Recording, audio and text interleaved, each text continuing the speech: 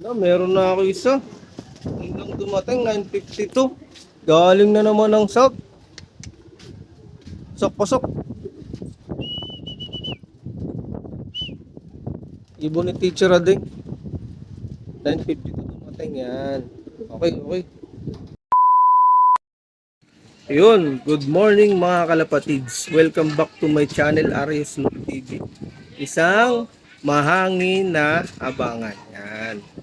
Nag-training pala ako sa FPR ng 5. Hindi ako nakasali ng pooling dahil hindi ako naka-entry ng 4 laps saka ng 3 laps. May lakad kasi ko kaya hindi ako sumali. Pasok kasi dun sa 3 laps yung lakad ko kaya hindi ako sumali. Importante yung lakad ko. Kasal kasi ng kapatid ko kaya hindi ako sumali. Last lap kasi yung kasal ng kapatid ko. Hindi ako makakapag-clock. Possible maga ako malis dito. Kaya hindi ako sumali. Sa pan race na lang mismo. Yan, napakain ko na rin yung mga alaga ko. Mula dito kay Tanda, saka dito sa mga flyers ko. Yan, napakain ko na rin yan. Yan. Saka yung breeders ko. Yan, yan sila. Saka ito. Yan o. Yan. Yan. Pwede na yung mga yan. Ito, pwede na to eh oh. Hindi na pagsamahin yan eh. Yung pa lang, wala pa akong sing-sing eh. Nadaming ibon magka-crowded, wala akong paglalagyan. Yan, kaya, ganyan lang muna sila. Pag may naglabas lang sing-sing na north, pwede na ako mag-breed. Yan, eksakto yun. Yan. Nga pala, ang release pala sana natin is Villasis, Pangasinan. Kaso, gawa ng panahon, bad weather. Yan. May ulan dun sa release point. Madilim tapos may ulan. Binaba nila ng San Manuel, Tarlac. Okay guys, mamaya ulit kapag meron na. Meron na ako isa. Hanggang dumating, 9:52. Galing na naman ng south. Pasok-pasok. Ibon ni Teacher Ading. 9:52 dumating yan. Okay, okay. 1/5. Mamaya ulit. Dito siya dumaan pala oh, yan oh. Diyan siya oh. Diyan siya galing. Paikot pa ganyan oh. Yan. Ang gigaling ng south. Dito ng north. Sige guys, mamaya ulit pagka meron na. Meron na ako isa. Kakapasok lang.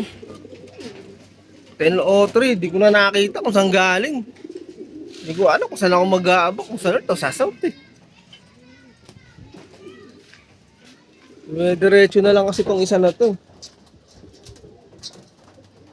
Yan, na ako, dalawa na ako guys.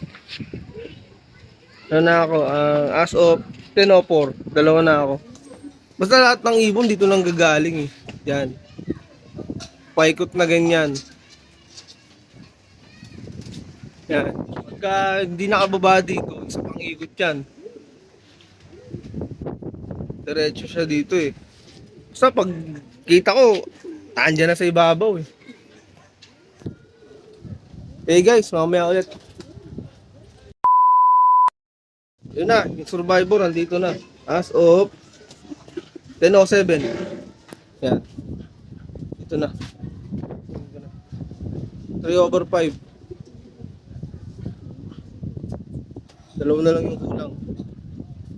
Ng color saka yung pencil. Okay guys, mamaya ulit. Meron na akong isa pa. Nadagdag. 10:44.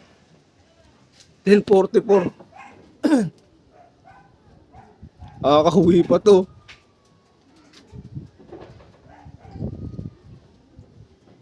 Yan. Saka muna. Isa na lang ating kulang. Yung of color. Dito na yung yung pencil. Yan. Ang cutoff ko pala 11:05.